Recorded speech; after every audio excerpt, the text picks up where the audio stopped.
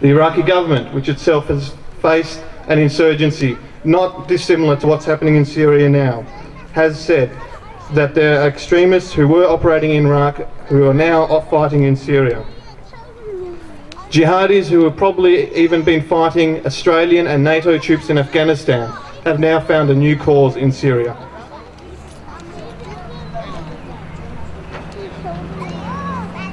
These groups are obviously not interested in democracy nor freedom. The Al-Nusra Front, which is the major Al-Qaeda affiliate operating in Syria, has publicly stated its plans to create an Islamic state encompassing Iraq and Syria.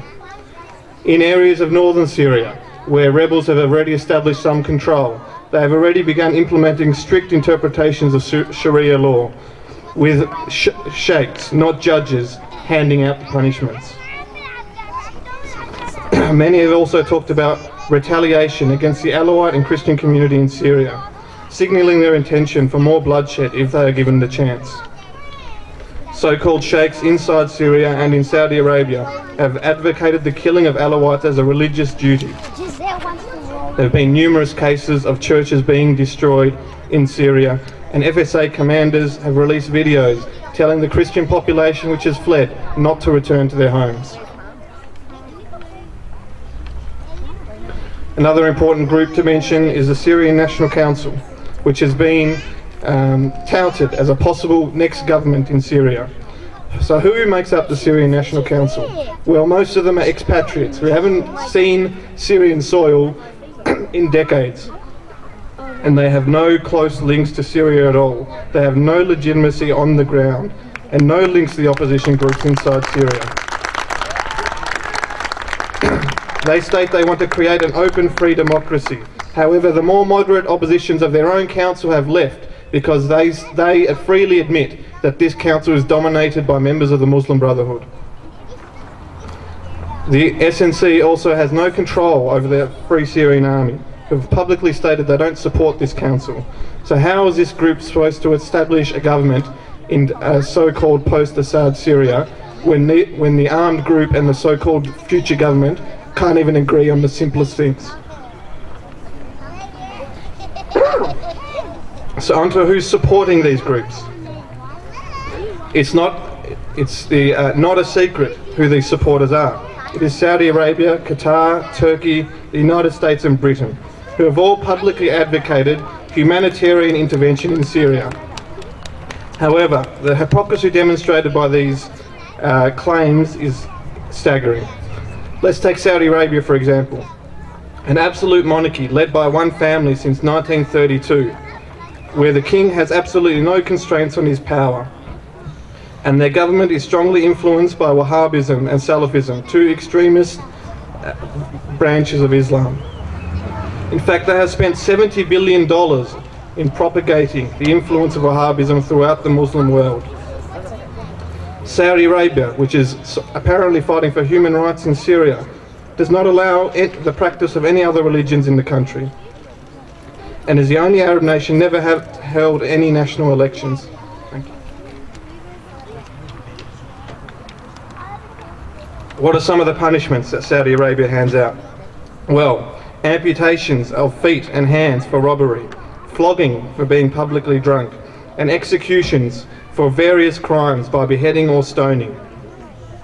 In Saudi Arabia, women make up 5% of the workforce, the lowest in the world. However, Saudi Arabia is of course a US ally. Despite Saudi Arabia being the chief financier of Sunni militant groups like Al-Qaeda. Bahrain, whilst not directly supporting the rebels, is a good example of Saudi Arabia's intentions for democracy and reform. When popular protests erupted in Bahrain, they quickly sent a military force into Bahrain to crush those protests.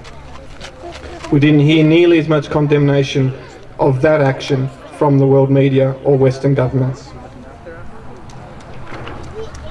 Qatar, a small Gulf nation with enormous wealth because of its oil and gas reserves. It has been ruled by one family since the mid-19th century, with an emir as head of state who is accountable to no one. coincidentally is the location of the US Central Command's forward headquarters, another US ally. The Qatari government is the primary financier of the Al Jazeera network, which has been providing a lot of the reports related to the Syrian crisis in the last 18 months. That's okay.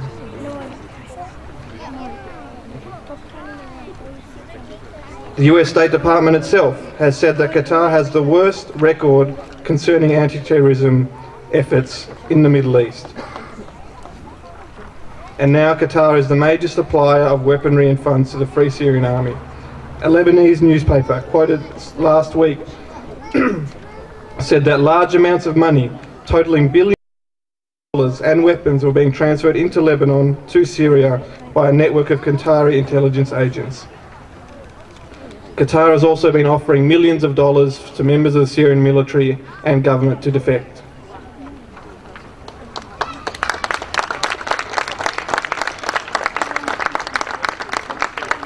Turkey is another country that has been openly calling for regime change in Syria. There was a tragic incident this week where a Syrian shell landed on Turkish soil, killing 5 people, which the Syrian government immediately expressed regret for and apologised to the Turkish people for. However, this incident was a consequence of Turkey's refusal to close its borders to these rebels fighting in Syria, and continuing to allow these rebels to use Turkish land as a base to strike inside Syria.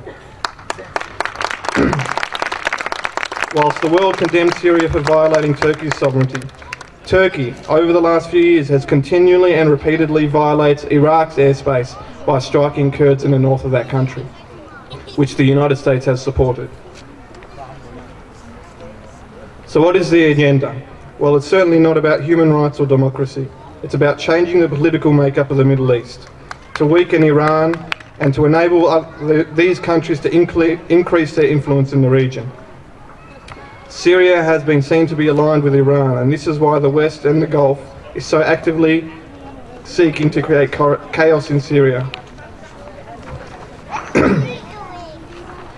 US and Western nations have over and over blamed Russia and China's vetoes in the Security Council as having prolonged the violence and prevented a solution to this crisis.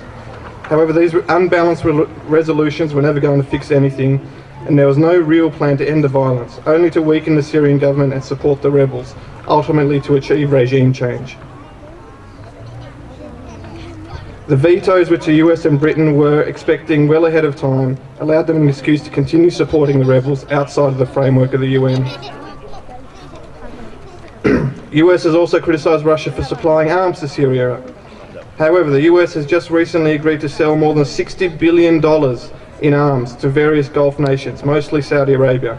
This is the biggest arms sale in American history, and it's certainly not a move aimed at calming already rising regional tensions.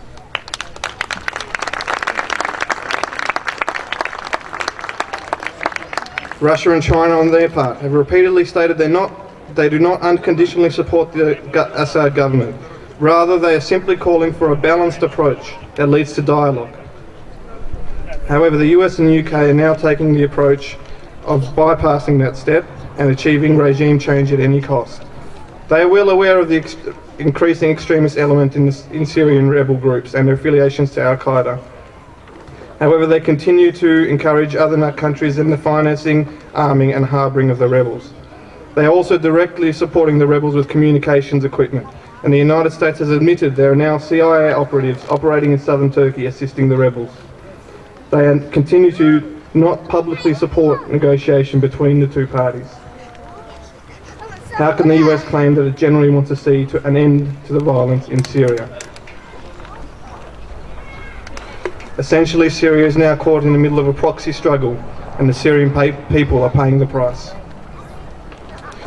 So, why haven't we been hearing this information in our media in this country? Why has the coverage been so one-sided? The media has succeeded in creating a narrative as per the wishes of the opposition and their supporters. The reasons for this are several. Many of the reports have come from Al Jazeera, who I've already mentioned are clearly biased. They have been caught out multiple times fabricating stories related to Syria, of alleged government crimes, and have shown footage later to be revealed from Iraq and other countries. The activist reports, commonly carried by Western media, are completely unverified, but seem to be quickly accepted by the media as the true version of events. This is despite the fact that these so-called activists are repeatedly shown to be lying regarding alleged government crimes, including by UN observers on the ground when they were there, who investigated several alleged crimes only to find no evidence to support them.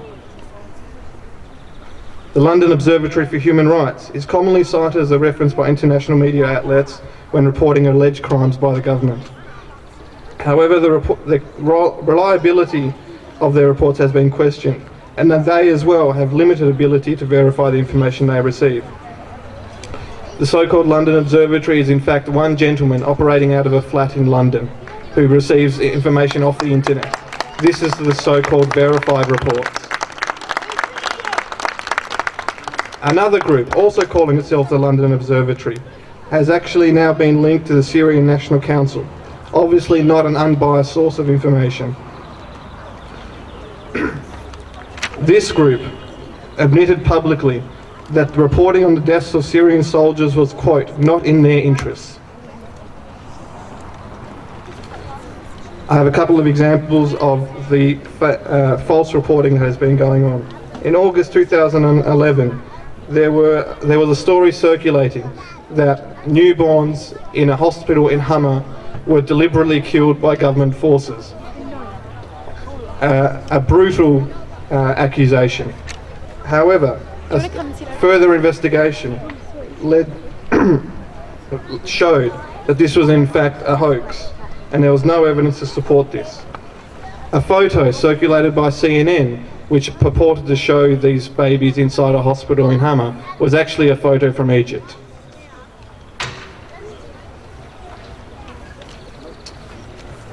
And Australian media is not without blame. Liam Bartlett was recently in Syria, speaking to the rebels in northern Syria.